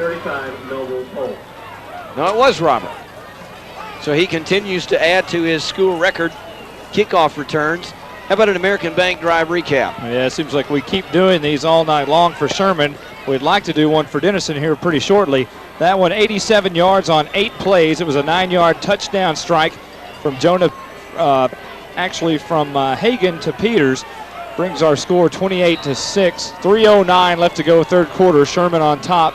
Denison starting from their own 26-yard line. Well, there's still a lot of time. Denison certainly can come back and win this when it's not too far out of reach, but they're going to have to do something in a hurry. Play action, Crawley rolling right, pressure comes, throws over the middle. There's a flag, and Brenton Nesbitt is absolutely launched into next week. He was hit immediately as the ball came flying in, and it was the big Justin Alleman, 5'10", 170. He's a defensive back for Sherman. He's a junior, and he lit up Nesbitt as the ball got there. Well, it's going to be a holding penalty against the Jackets, and that's not going to help their cause. It was 1st and 10 at the 28. Don't forget tomorrow morning, 7:30, 8:30, and 9:30 on 93.1 FM, our very own Jason Smith with the Red River High School football update. Let's talk about some big plays in this football game so far. I think down here on the 40-yard line moments ago, if David McAdams is able to wrap up Hagan before he picks up that first down, that would have stopped that drive and turned the Jackets back into putting some points on the board. We're looking at a different ball game here had that happened. Well, I got my own theory I'll tell you in just a second. As Crawley, the little Crawley, goes in motion, big brother Crawley's going to dump it out. He's got a man in the flats, Anthony Hines. He's going to pick up 5 or 6 yards with 2:55 to go in the third. Denison has had the ball 3 times inside the 20-yard line, actually 3 times inside the 15, twice inside the 10, and they've got 6 points to show for it. You scored 3 touchdowns, and we got a 28-21 ball game heading to the fourth quarter. Mistakes, costly penalties. 12 men on the field down inside the 10-yard line on one of those. It backed him up, and Schmitz had to take the 30-yard field goal. Costly mistakes, Lynn. Let's not, though, take credit away from where it's due. The Bearcats have played an outstanding game. Crawley is throwing it out. It's going to be behind his little brother, but there's a flag because little brother Crawley was held. Pass interference is going to be the indication. Looks like they're going to call it on Marlon McIntyre. He's the one who grabbed Jerry Jones a moment ago. So if they do, in fact, call it on McIntyre, that's his second penalty within about 2 minutes. A couple of special fans to tell you about, and I believe Jason Smith is going to be talking to one of them momentarily. This young man has got the best seat in the house for the Yellow Jackets, and I'm told he already talked to him. Dustin Benson, a 7th grader at B. McDaniel. He's down on the 30. And Dustin, when you watch this on Tuesday night on the Cable 30 channel replay, hello from the Yellow Jacket broadcast crew, Lynn, Monte, and the bunch. And also like to say a special hello to 2 other Yellow Jacket fans. My mom had surgery a couple of weeks ago, unable to be here tonight. She and Pop are listening at home. Hello, Pop. It's going to be 1st and 10 from the 31. And Crawley's going to turn, tosses it to Robert Jackson. He is going to turn it up 35, 40, and he's going to be knocked down at the 42-yard line. That's a 12-yard pickup. Denison is able to move the ball on Sherman. That's what I was telling you. I looked at the defensive yardage that Sherman's given up. They've given up yardage, but it's Denison's inability to put it in the end zone that has got this game lopsided right now. The difference in the running game so far has been Robert Jackson. Robert Jackson has hit the hole like we have not seen any running back do so far this year. Extremely quick and got that 12 yards faster than any running back has so far this year. Timeout on the field. We'll take it. 1:51 to go in the third. 28-6. Sherman leads in the 91st Battle of the Axe. Back in a moment with more Denison High School football.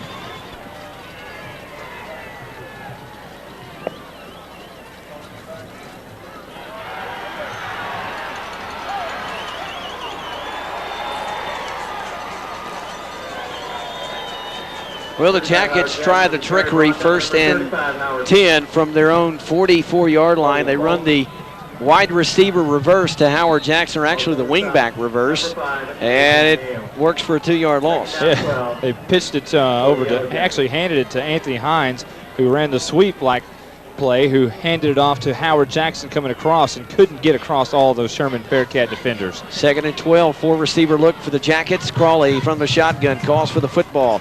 Now he's going to run the option, pitches it to Hines, heading right. Hines gets to the 40, 45, up to the 50, still going 45 to the 30, 25, 20, it's a foot race to the 20, to the 15. Can he get to the corner? Lowers the shoulder inside the 10-yard line, and it's 1st and goal, Denison at the 7-yard line. What a run by Anthony Hines. I thought he was a stiff arm away from scoring. Had he got a stiff arm out, pushed the defender down, I think he could have scored. Well, there are 59 seconds to go in the third. And for the 3rd time tonight, after a 52-yard run by Anthony Hines, the Jackets have it 1st and goal. If they can score a touchdown here, they're right back in this one, 28 to, you would think they'd go for 2 to get to 28-14 with a whole quarter to play. Crawley from the shotgun, 38 seconds to go in the 3rd quarter. 1st and goal from the 6th. Crawley hands it off to Hines, and he's going to be tackled for no gain. They went to the draw again, as they do so often here in Denison. And the Bearcats had watched the game films, and well, they had it. They were waiting on it. 2nd and goal from the 7. The touchdown saving tackle may have saved the. Obviously, it saved the touchdown on that play, but now they have 3 or 4 cracks at it, and they have yet to score the touchdown so far tonight. Got to throw it into the end zone. 2nd and goal from the 8. A loss of 1 on the play, and that may be the final play of the quarter, and it is. The 3rd quarter has expired. Denison is going to have to get it in the end zone if they have any hopes of winning this game tonight. We're heading to the 4th. Back in a moment with the 91st Battle of the Axe. Tonight's game replay is made possible by Cable One, the one you count on. Bats, audio, video, and lighting, making it all come together, and KMKT, the voice of the Denison Yellow Jackets. We have 2nd and goal from the 8-yard line for the Jackets. They're down 28-6, the 91st Battle of the Axe. We're in the 4th quarter. The Jackets, if they have any hopes of coming back on the Bearcats and avoiding Ennis in the 1st round of the playoffs, you'd think they have got to score the touchdown here. 2nd and goal from the 8. Crawley from the shotgun.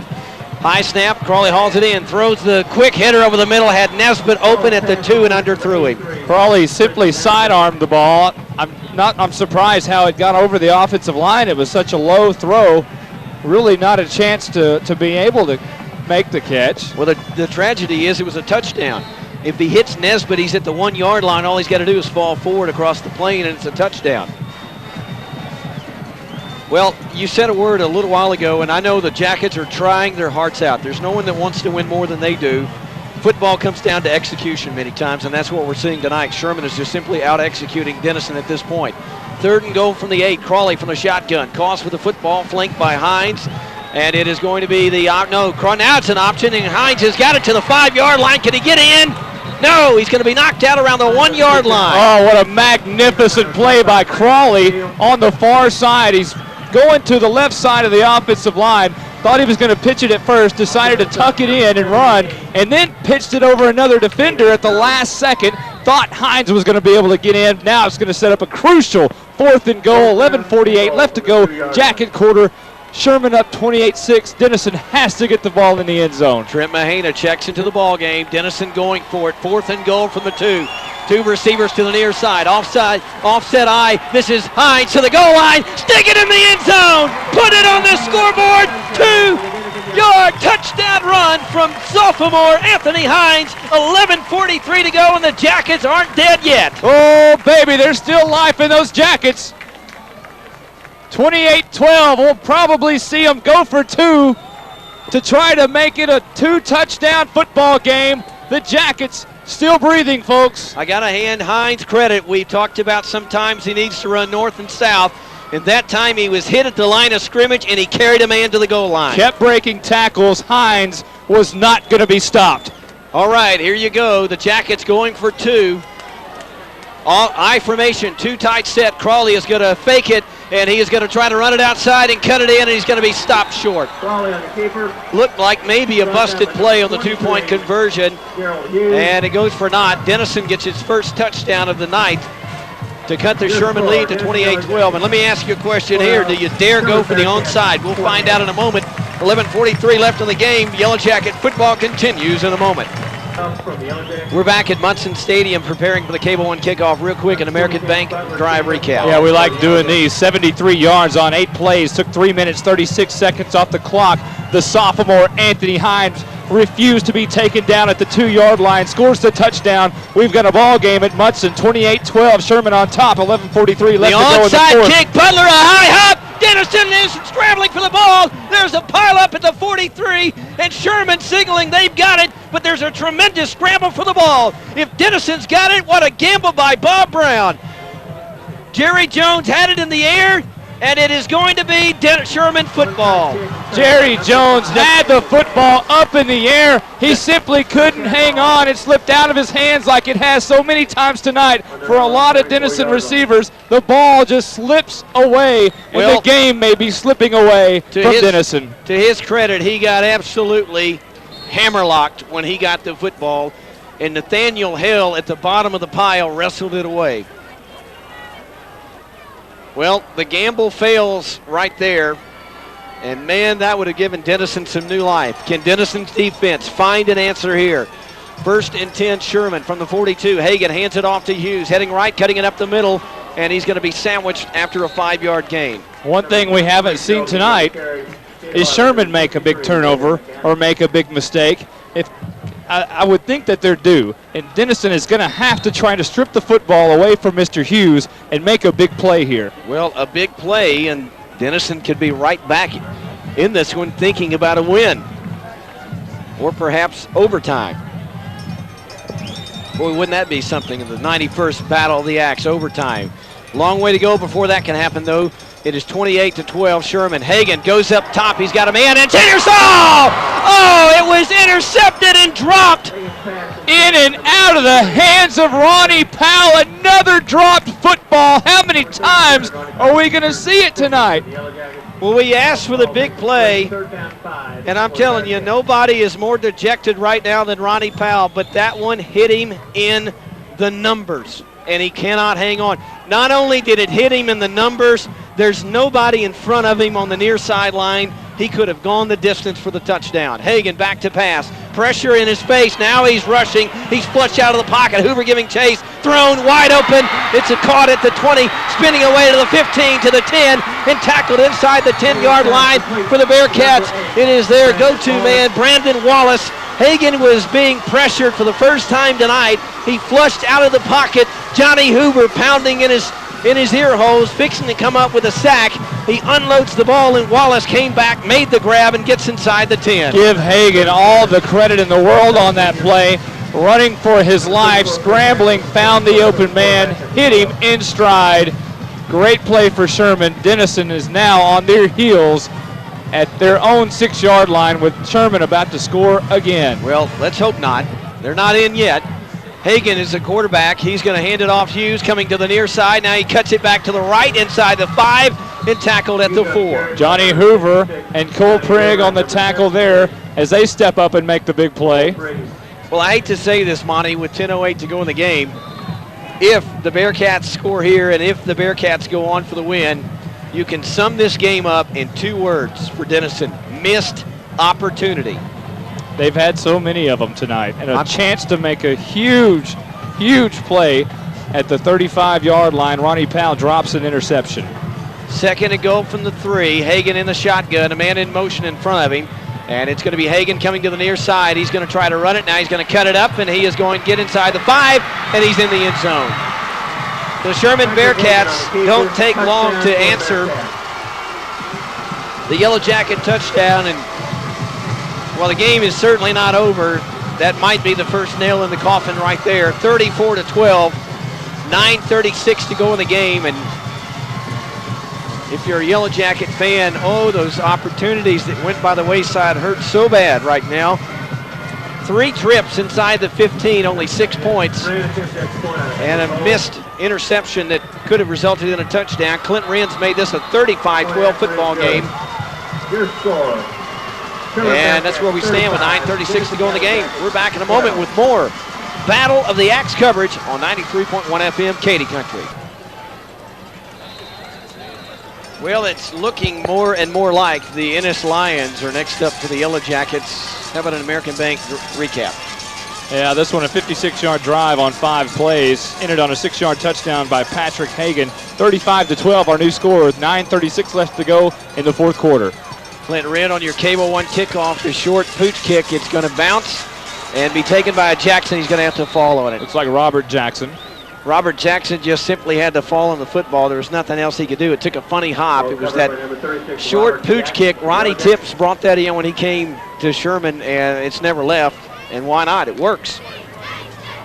Let me tell you, once again, I'll tell you, the difference that separates great teams from good teams is the opportunity that they take and they make execution plays. I'm telling you, Sherman has been in the red zone 5 times.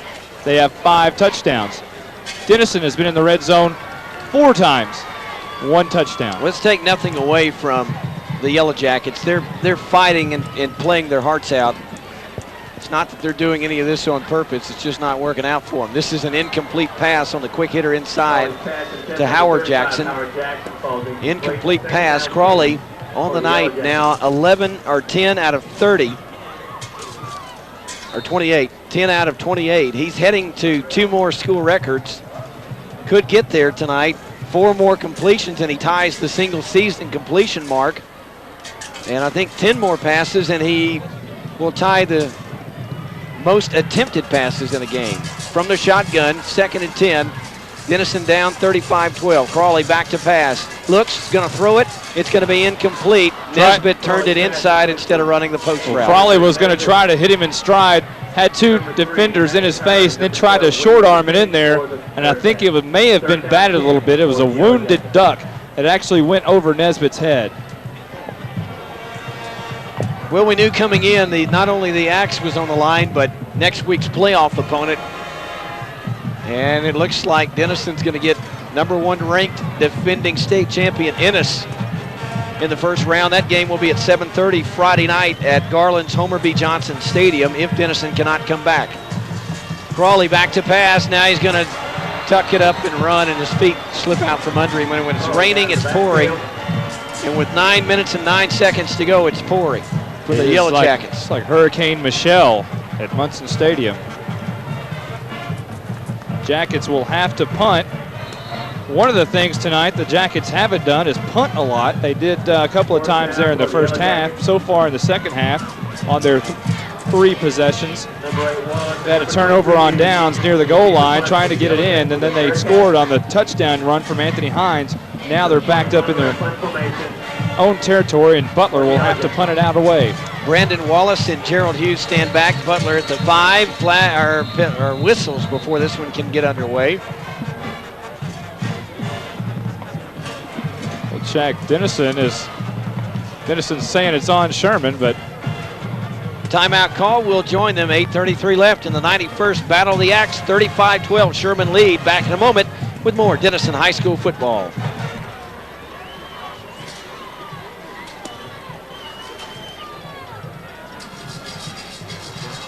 James Butler is going to bang a huge kick, drives Brandon Wallace back, takes a huge Denison roll across the 30, across the 25, and will be killed at the 23-yard line. Wow, what a punt.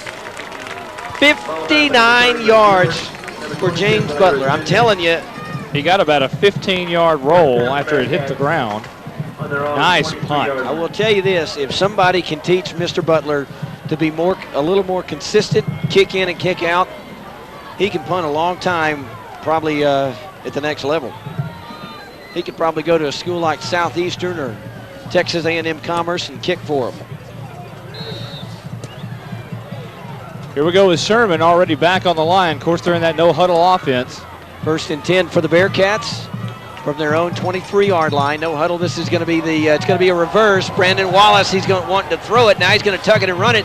Patrick Hagan laying the block, but it doesn't matter because the Yellow Jackets, I believe that is going to be Robert Jackson that came over and made the stop on Brandon Wallace. It's going to be a gain of 7, and Coach Ronnie Tipp still running the Hully Gully offense, still showing the tricks with a big lead, 35-12, still running reverses and things like that. 2nd down for the Bearcats. Well, the Bearcats continue to run the trickery, you would think, with the 35-12 lead and having to come back and face Denison next year. They might just start grinding it out.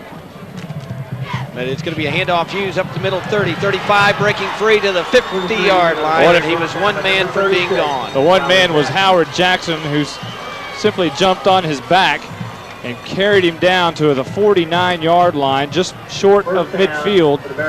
And Sherman now has huge holes to run through as they're now simply just going to run the football. I doubt we'll see very many throws left out of Patrick Hagan tonight as they want to run this clock out, not do really much more harm, and remain focused in this football game. We'll see here. This is going to be a handoff inside to the new tailback for the Bearcats. Short gain. It's Scales, the tailback. Jeremy Scales, the 5'11", 170-pound junior. So he'll apparently be the tailback of the future for the Bearcats. One thing I want to say, if you're wondering about Lynn Burkhead, he's a Mr. Denison over here, but he's not been crying. I know his voice sounds a little weird right now, but we were wondering before the game if he'd even be able to be up here with us. He is suffering through it. Now the voice seems to be collapsing a little bit, but doing very well, my friend. Well, I hate to lose, and I, being a Denison man, don't like losing to this team, but it's the way the cookie crumbles sometimes. This is going to be Scales, hit short of the first down yardage necessary, and it'll be 3rd down and short. 6:23 and counting. Pretty much all that's left for the Jackets to do here is to muster some pride and keep this from turning into a whitewash. Yeah, this is something that will be remembered next year. Well, one thing is for sure, this is the first time that this group of Sherman athletes has defeated the Denison class at any time. We've not made mention of that, but that is correct. Scales on the carry, heading right, has the first down, across the 40 to the 34-yard line, and the Bearcats get a new set of downs. Let's check down on the sidelines with our Grayson County area-wide directory man, Jason Smith. Jason, it's beginning to look pretty inevitable right now. Yeah, it is. It's starting to get ugly at this point. The players, some of them still trying to admonish their teammates to keep their heads up, but really it's pretty down on the sidelines here. Well, I will tell you this. Ennis may be waiting in the wings, and Ennis certainly appears to be for real again this year. But hey, you have nothing to lose next week. You're not expected to win by anybody, so go shock the world. We'll see what happens. Scales hit at the line, breaks the tackle, ball loose. Denison has recovered, I believe. Looks like they have. And it's Robert Jackson coming off the pile with the football. And yes, indeed, Denison football as Scales fumbles after being hit by the second tackler. And we'll see if the Jackets can get another touchdown on the board. 5:20 to go in the 91st. Battle of the Axe, and short of a Plano East miracle, it looks like the Axe is going to head to the south end of Grayson County this year. You know, and Sherman finally makes a mistake, but with them it happens when they're 23 points ahead late in the 4th quarter. Let's not throw the baby out with the bath just yet. A touchdown and an onside kick, and who knows? Rob Crawley, the senior signal caller, stands in the shotgun at the 25-yard line, gets the ball, wants to throw. He's going to launch one downfield. Got a man, Jerry Jones. It's caught at the 37-yard line. What a great catch by Jerry Jones. Sprawled out, open air, and caught the ball down at the 35-yard line of the Sherman field. Rob Crawley makes a great throw. A 35-yard play. And Denison now showing that they can throw the ball down the field, as they really have done all night long. Well, 3 more completions, and Mr. Crawley will tie the single season record for completions. Crawley gets the snap, pressure in his face, throws over everybody, and it'll be 2nd and 10. Well, I want to tell you what, there's a lot of Yellow Jacket fans that have stuck it out. And I'll say it again, Denison has some of the best fans in the world, and their fans are to be commended tonight, including Johnny Hoover's parents right here in front of us. Robert Crawley down there in front of us. Got to be tough watching your son play his final battle of the axe and it not work out. Crawley from the shotgun, 2nd and 10. He's going to keep it on the quarterback draw up to the 30-yard line, and it'll be 3rd down and 5. Maybe 3rd down and 4. I think he got 6 out of that play. Might have crossed the 30. I think they're going to mark him down right at the 30-yard line, though. It'll be a big 3rd down here. Denison's going to have to hold on. Now they move everybody to the left side. That Stephenville look again. The 2 receivers to the right.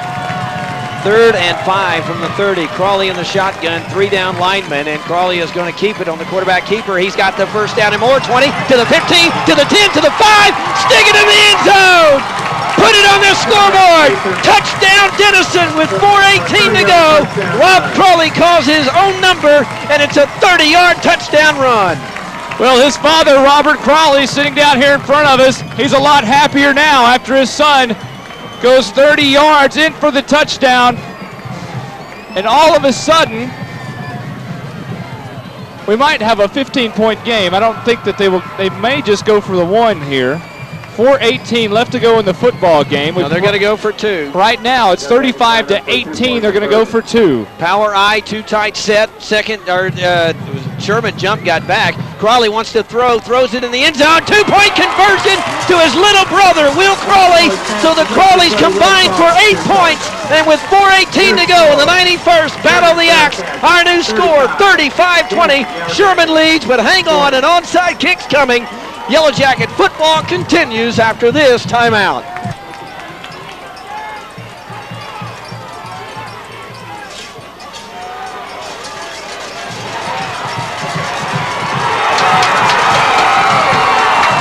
Do it live, do it live.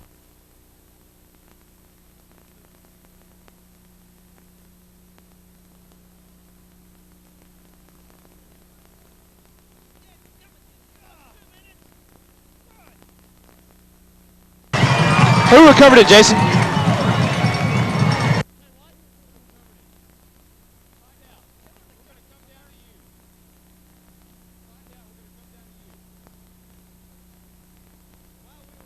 Jackets have recovered the onside kick and have new life at the 45 of Sherman. Crawley from the shotgun. Calls for the ball, wants to throws it out, got a man, caught immediately and dropped is Brian Pritchard. It is total electricity around here at Munson Stadium, folks.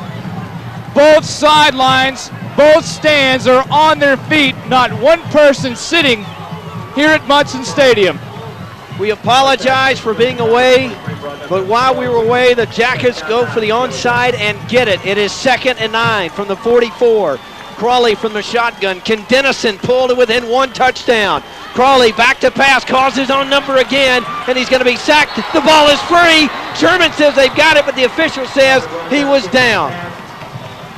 Yeah, he was down. They tackled him right at the 46-yard line. His knee went down. Then the ball came out, was rolling on the ground. Sherman did recover, but he was down by contact. The clock is rolling, 3:18. That is really not the matter right now of concern. The main concern is 11 yards.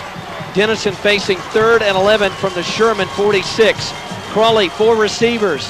Calls for the football in the shotgun formation. Pressure up the middle, it's complete. It's going to be caught. Jerry Jones lowers the head, and he's going to be 3 yards shy of the 1st down. There's a penalty marker, and that could give Denison a 1st down with 2:56 to go. It was thrown late.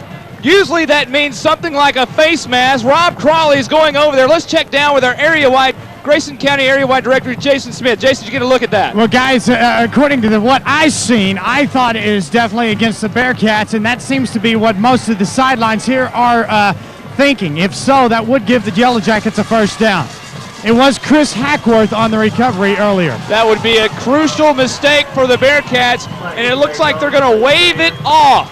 Yep. Another flag waved off, so that sets up an even more crucial 4th down and 4 yards to go. Denison has to convert on this play. Well, another key wave off.